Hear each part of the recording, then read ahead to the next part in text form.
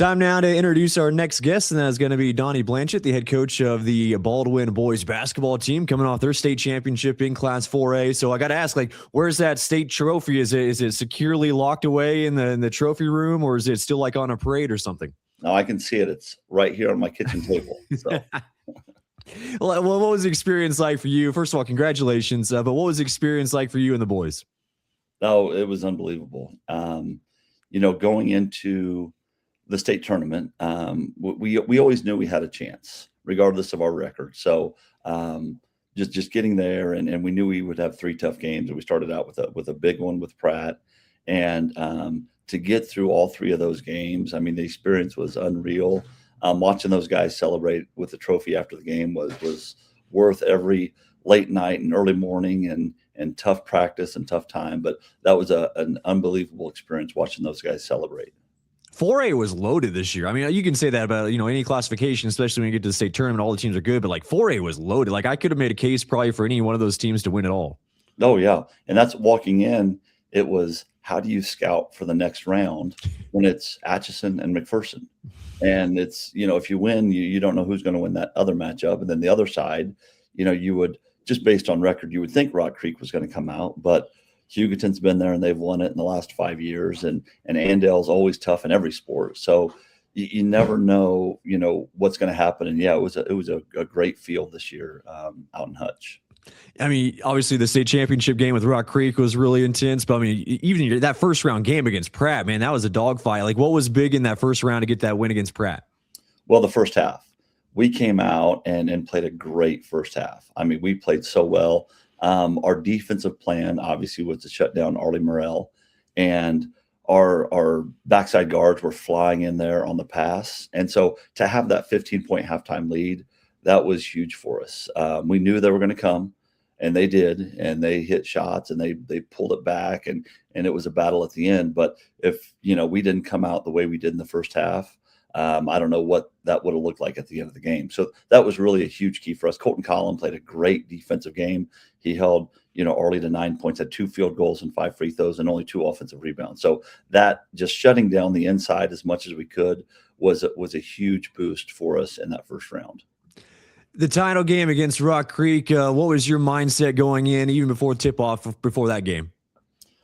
Well, it was a less than 24-hour turnaround for us. We had the late game Friday. So we were up till 3 a.m., putting together a scout and doing laundry and looking at all the film and we could, and any bit of information that I could find.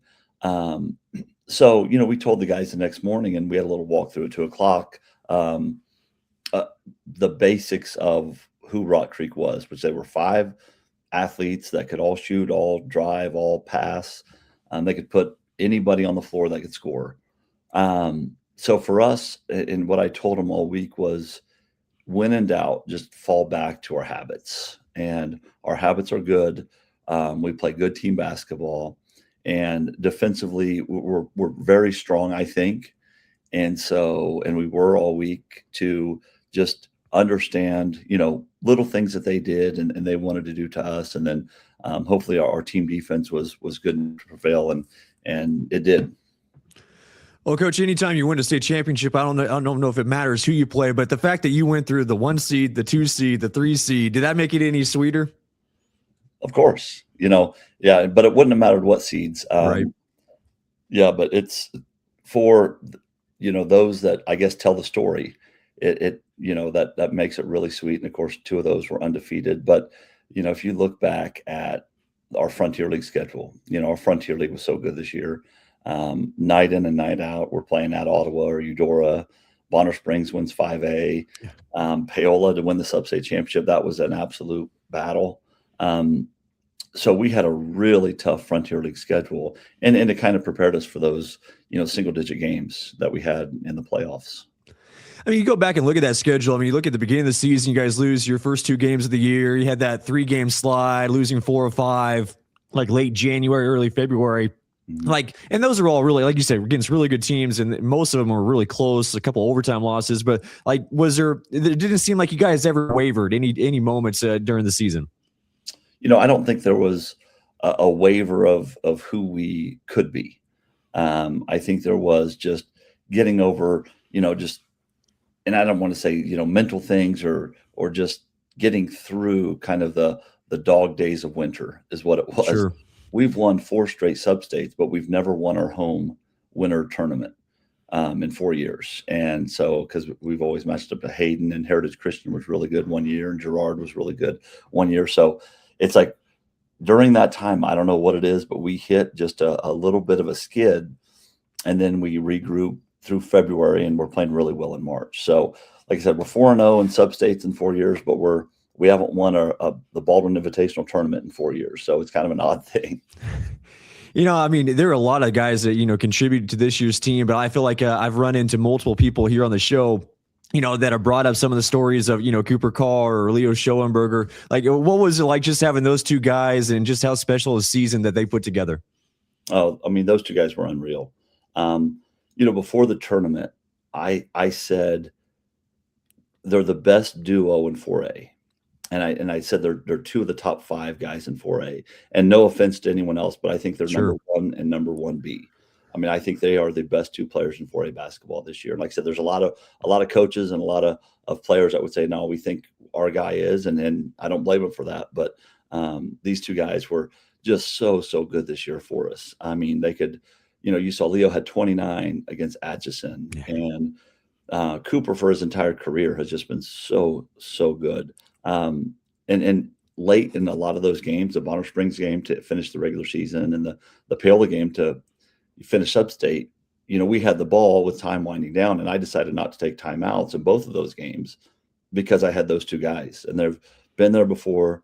They're veterans, they have experience, and they just got it done for us, time in and time out, game after game. So good, both of them, that it was obviously great to have them on my team.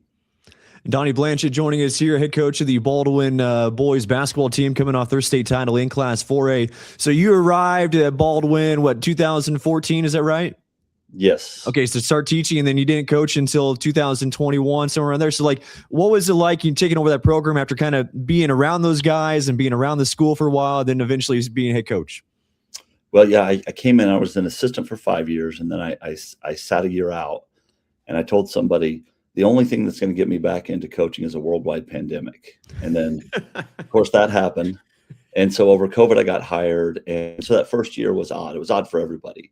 But for me coming in as a new head coach, or a new head coach to Baldwin, and just the summer stuff, you couldn't really get anything going in the summer because of some of the restrictions. But Baldwin hadn't been great. We hadn't been on the state level scene for a long time, and we only won 2 games my first year.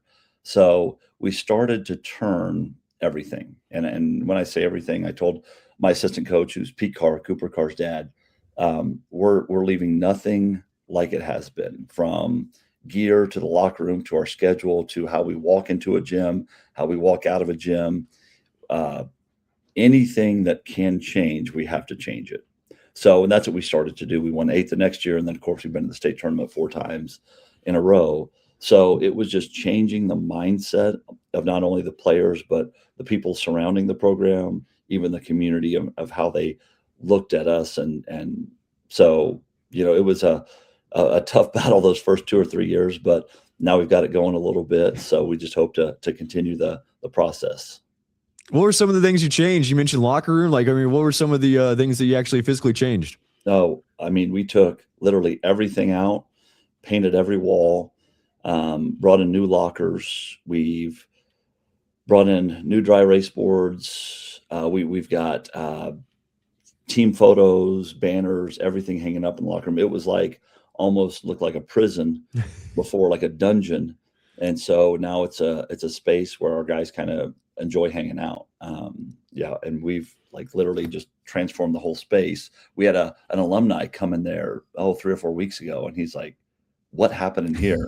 This is what happened to our program, and literally it's what happened to our locker room. So yeah, it's been a lot of time, and a lot of people have helped with that, from our Woods teacher. He built all the lockers for us, and guys that were in his classes, basketball guys, helped put them on the walls and hang them up, and just everything that we've done in that space. And like I said, turned over 100% of our gear. When that takes fundraising and that takes people pitching in, and so we've done a ton of that stuff too in the last 5 or 6 years. Coach, before I let you go, I saw somewhere where you're a Quivira Heights guy, right? Yes. So you were there before the Consolidate. Like, so what was it like being a T-Bird, man? That program was humming. Yeah, we were. It was, my experience growing up was super fun, and of course our rival was Claflin, Yep. and now we're consolidated to form Central Plains. But yeah, I'm just so many positive things, and so many guys from back home were at some of those games, and they've reached out, and it's a pretty tight knit group still. Even though it's a 1A school, or used to be a 1A school. But yeah, just growing up in a small town in central Kansas was a great experience. And of course, I made lifelong friends and teammates that I had there. And so it was great to see them this weekend. And those that couldn't make it, like I said, they've reached out and expressed their congratulations. Coach, appreciate the time, and take care of that trophy, okay? Will do. Thanks, Cole. That is Donnie Blanchat, the head coach of the Baldwin boys basketball team, coming off their state title in Class 4A.